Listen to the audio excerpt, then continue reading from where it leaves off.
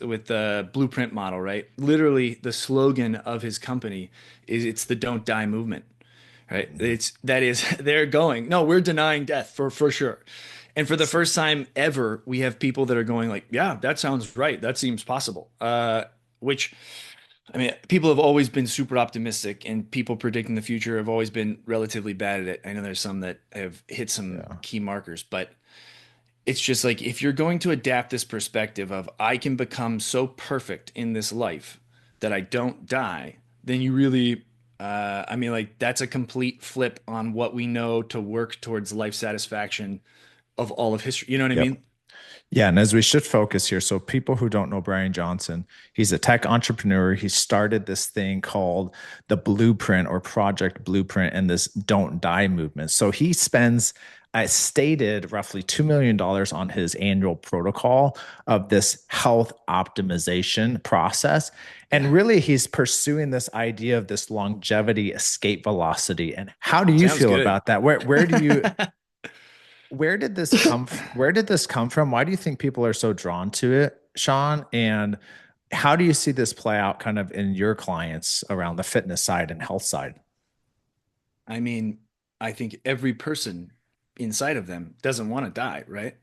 It's like I think we've been fighting death for as long as forever. We're, religion, myth, all of these things are fighting death to an extent, right? And I think the fitness community as a whole, even before Don't Die movement started, a lot of it gets into death denialism. Like I can become healthy enough that Mm, I'm not plagued by this body and my biological limitations, right? And I think that the downside of that or the fear of that is that if you spend all of your time and put all of your chips in this basket of living forever as opposed to living the life that you have, you might miss out on a lot of life. It's a big value proposition.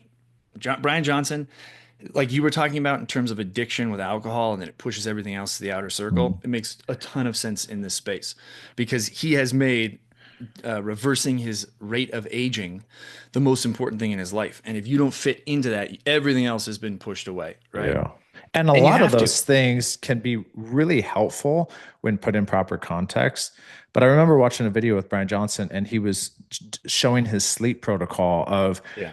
how the lights are off, how cold his bed is, how like his the whole room is basically set up. And I'm thinking in my head, how in the world could you ever have a partner sleep in the same bed with you because they would fuck up your optimization, your whole process and framework? How would you even have little kids in your home if you have this, hour, 2 hour routine in the morning that you have to stick to that is your protocol?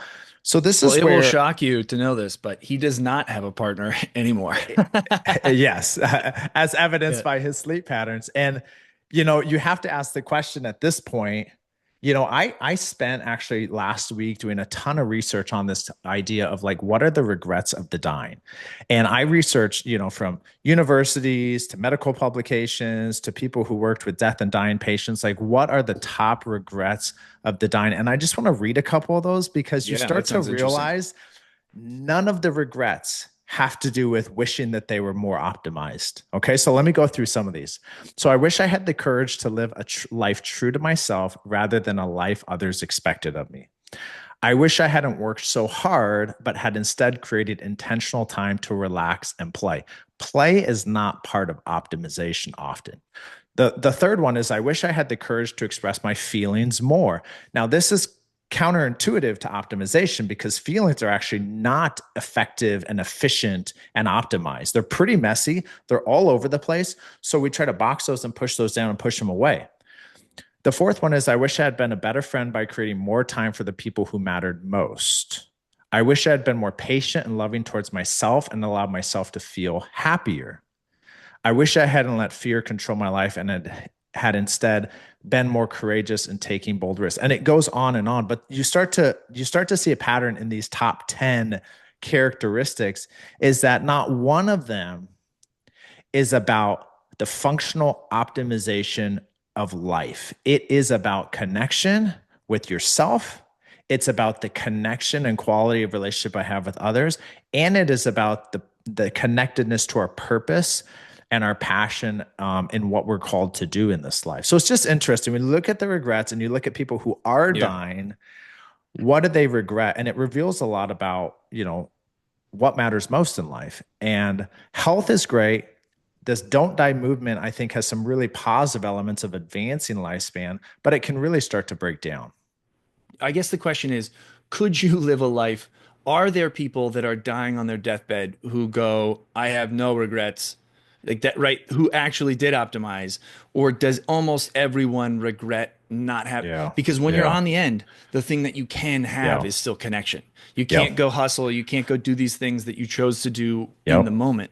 And I'm always like, how much of that is just the process of looking back, remembering the way that our brains like to prioritize Yep. and build stories, and And how much of it would you really make differently, and would it make a difference? And I think this conversation and discussion, people flip flop between these two spectrums, and that's kind of how they get away with it. It's like the chronic disease, illness, overweight, not being able to play with kids because you're having medical procedures or you have all these health conditions. And then optimization is this other spectrum that people lean on.